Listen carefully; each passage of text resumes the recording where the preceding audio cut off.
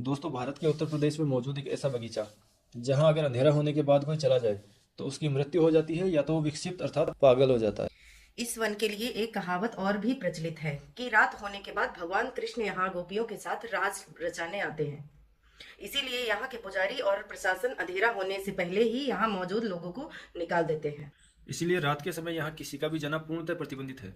हमने अपने ही धार्मिक स्थल जहाँ के कण कण में श्री कृष्ण का वास है, जिस स्थान को मन और आत्मा की शांति के लिए प्रमोट किया जाना चाहिए था, हमने प्रमोट किया लोगों को डराने और उत्सुकता बढ़ाने में, ताकि कमाई के नए जरिए निकाले जा।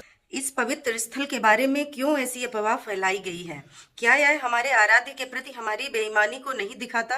क्या हमने अपनी जेब भरने के लिए अपने आराध्य के साथ छल नहीं की? चलिए इस वीडियो में हम आपको बताते हैं क्या है निधिवन की सच। दोस्तों, उत्तर प्रदेश के मथुरा जिले में भगवान श्री कृष्ण की नगरी वृंदावन जहां मौजूद है यह पवित्र और रहस्यमय जंगल, जो कि आजकल एक छोटे से बगीचे जितना ही रह गया है। यहाँ मौजूद है विशाल तुलसी के वृक्ष। बिना जल स्रोत और जड़ के यह वृक्ष मानो एक दूसरे का हाथ पकड़कर नृत्य कर रहे हैं। कहा तो यह भी जाता है कि कृष्ण की सखियां ही तुलसी वृक्ष। स्थानीय लोगों की मान्यता के अनुसार आज से 5,500 वर्ष पहले वृंदावन 10 किलोमीटर क्षेत्र में फैला हुआ था। ऐसा कहा जाता है कि जब कलयुग में वृंदावन खत्म होता जा रहा था, तब चैतन्य महाप्रभु ने वृंदावन आकर निधिवन को अपनी अलौकिक शक्ति से प्रकाशित किया, जिनकी वजह से आज तक निधिवन सुरक्षित रहा। लगभग 1500 ईस्वी पहले स्वामी हरिदास जी महाराज यहाँ आए थे और उन्होंने अपनी तपस्या से भगवान कृष्ण को प्रसन्न किया। ऐसी मान्यता है कि निधिवन में भगवान कृष्ण गोपियों के साथ रास रचाते हैं। पहली बात तो मैं यह बता दूं कि रास लीला का मतलब आज तक की तथाकथित फिल्मों में जो दिखाया जाता है वो नहीं है। यहाँ रास लीला का मतलब है वासना मुक्त इच्छा से अपने आराध्य को रिझाने और मनाने के लिए की गई लीला। इसी निधिवन में भगवान कृष्ण का महल भी है, जिसे रंग महल कहते हैं, जहाँ रात में भगवान के लिए दातून, पान, लड्डू और भोजन रखा जाता है तथा विश्राम के लिए बेड भी लगाया जाता है।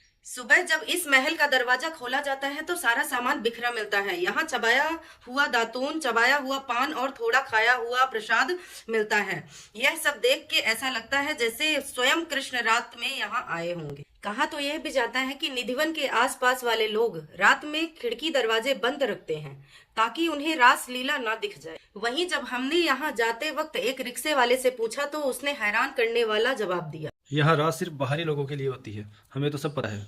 सोचिए ये कैसा मजाक है हमारे आराध्य के साथ। ऐसे ही लोगों के कारण लोग अपने ही आराध्य पर संदेह करने लगते हैं, क्योंकि जैसा उन्होंने सुना है वैसा तो यहाँ कुछ है ही नहीं।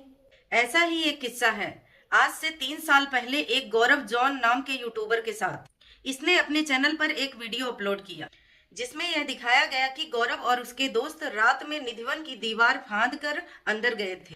उन्होंने अंदर जाकर ना सिर्फ उन वृक्षों को दिखाया बल्कि उस रंग महल को भी दिखाया जिसमें रात के समय कृष्ण के आने के किस्से लोगों को सुनाए जाते हैं। ना तो वहां कोई चमत्कार दिखा और ना ही रासलीला।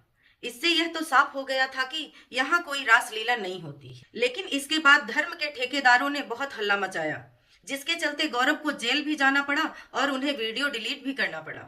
लेकिन आज भी यह वीडियो आसानी से कई चैनल पर मिल जाएगा। इतना ही नहीं, गौरव और उसके साथी आज भी सुरक्षित और जिंदा है। यहाँ के अधिकांश लोकल लोगों को अपने ही फैलाए हुए झूठ के बारे में पता है, परंतु उन्हें इस बात से कोई फर्क नहीं पड़ता कि इससे कृष्ण की छवि खराब होती है।